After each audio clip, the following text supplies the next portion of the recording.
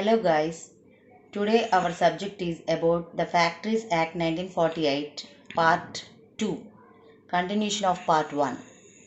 Under sections 21 to 40 of the Act deals with safety arrangement measures in factories. So 21 to 40 sections deals with the measures which are safety for the workers in a factory. Section 21, fencing of machinery. The Act deals with it according to which every dangerous machinery in a factory must be properly fenced so as they may not offer any accident resulting injury to the workers in a factory. Section 22. Work on or near moving machinery. Section 22 of the Act provides provisions for work on or near moving machinery according to which only a specially trained adult male worker wearing tight fitting clothes and whose name is entered in the prescribed register can be engaged to examine any part of machinery while it is in motion. So for under this section, work on or near moving machinery, the young persons and the women are prohibited for this work. Only male adult worker is suitable for this work. Section 23. Employment of young persons on dangerous machines.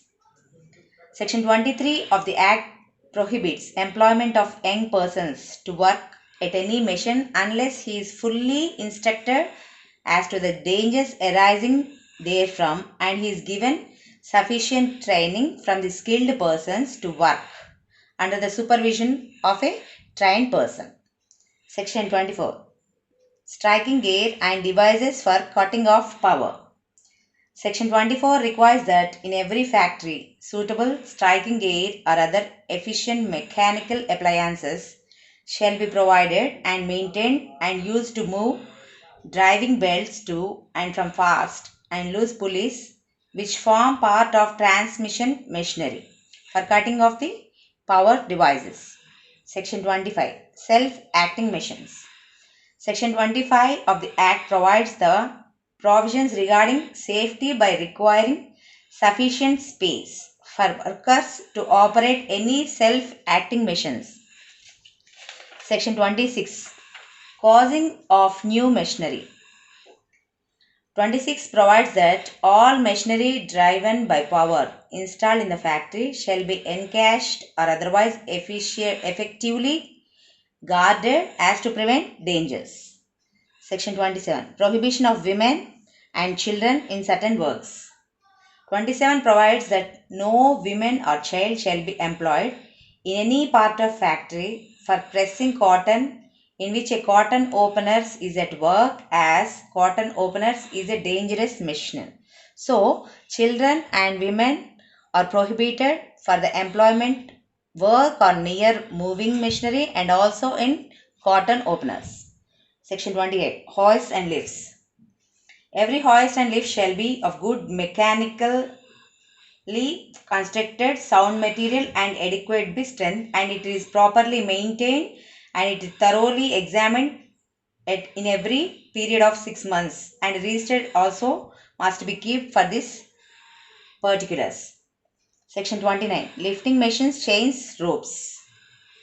Section 29 provides that in every factory the lifting machines, every claim, rope and lifting tackles for the purpose of raising or lowering persons, goods or materials shall be of good construction, sound material and adequate through and free from defects, and they must be properly maintained and thoroughly examined once in every 12 months, and they are not to be overloaded beyond the limits. Section 30. Revolving machinery. Under Section 30 of the Act provides in every workman where a grinding process is carried on, a notice near every machine shall be fixed indicating the maximum safe working peripheral speed of every grindstone or wheel. Section 31. Pressure plant. 31 of the Act provides that if in any factory, any plant or machinery or any part at a pressure above atmospheric pressure, effective measures shall be taken to ensure that the safety working pressure of such plant or machinery or part is not exceeded. Section 32 and 33, floor states and means of access. 32 and 3 provides that in every factory all floors, steps, stairs, passages and gangways shall be of sound construction and properly maintained and shall be kept free from obstructions and substances. Section 34, excessive weights.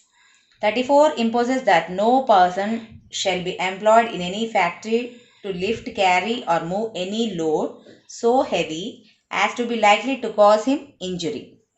So, young persons, women and children are prohibited for this excessive weights. Section 35, protection of eyes. Section 35 provides that in such manufacturing process carried in any factory, there is a risk of injury to the eyes from particles and fragments thrown off in course of process. So, risk to the eyes by reason of exposure to excessive light, the state government may by rules require that effective screens or suitable goggles shall be provided for the protection of eyes who are working in these areas. Section 36, precautions against dangerous gases, etc. Section 36 provides that no person shall be required or allowed to enter any chamber, tank, pit, pipe, flue or other combined space in any factory in which any gas, fumes, vapor dust is likely to be present which is dangerous to the health. Section 38, precautions in case of fire. Section 38 provides that in every factory adequate means of preventing outbreak and spread of fire shall be taken and there will be adequate necessary equipments for extinguishing fire. Section 39 and 40A, powers of authority. Under this act, they empower the inspector to specify any defective parts to test for stability. And it also provides powers to inspectors to serve a notice to the occupier if he finds that the building and machinery are in dangerous conditions and to modify certain changes in the buildings, etc. Section 40B, appointment of safety officers. Section 40B provides that in every factory wherein 1,000 or more workers are ordinarily employed and the state government that in manufacturing process or operation is carried on, which process or operation involves any risk of bodily injury, poisoning or disease or any other hazard to health to the persons employed in the factory, the occupier shall, if so required by state government, such number of safety officers as may be prescribed in that notification must be appointed for the safety of the workers. Sections 42 to 50 of the Act deals with welfare measures for the workers. Section 42, washing facilities. Every factory shall provide adequate and suitable facilities for washing purposes for the workers. It must be separately for male and female workers. Section 43, storing and drying clothes. It provides that suitable places for keeping clothing not worn during working hours and for drying of wet clothing shall be provided in every factory. Section 44, fitting facilities. The Act provides in every factory suitable arrangements for sitting shall be provided and maintained for all workers who are working in a standing position. Section 45, first aid appliances. The Act says that every factory shall provide and maintain during all working hours first aid boxes or cupboards kept with prescribed contents and there shall be one such box or cupboard for every 150 workers ordinarily employed at any one time in factories. Section 46, canteen facilities. The Act says that a canteen will be provided and maintained by the occupier for workers where more than 250 workers are employed in a factory. Section 47, shelters, restrooms and lunchrooms. The Act provides that in a factory wherein more than 150 workers are employed, the occupier has to provide adequate and suitable shelters, restrooms, and lunchrooms for, for the eating meals brought by them, where workers have convenience. Section 48, Creatures. Section 48 of the Act provides that every factory with more than 30 women workers shall provide and maintain a suitable room for use of children who are below 6 years. To take care of children and infants, the service of well-trained women shall be provided on such places. These rooms must be clean, neat, and tidy. Section 50. Welfare Officer. The Act provides that occupier of every factory with more than 500 workers shall appoint officer with duty to look after the welfare of the workers. Thank you for watching my video. This is the end of part 2 of Factories Act 1948.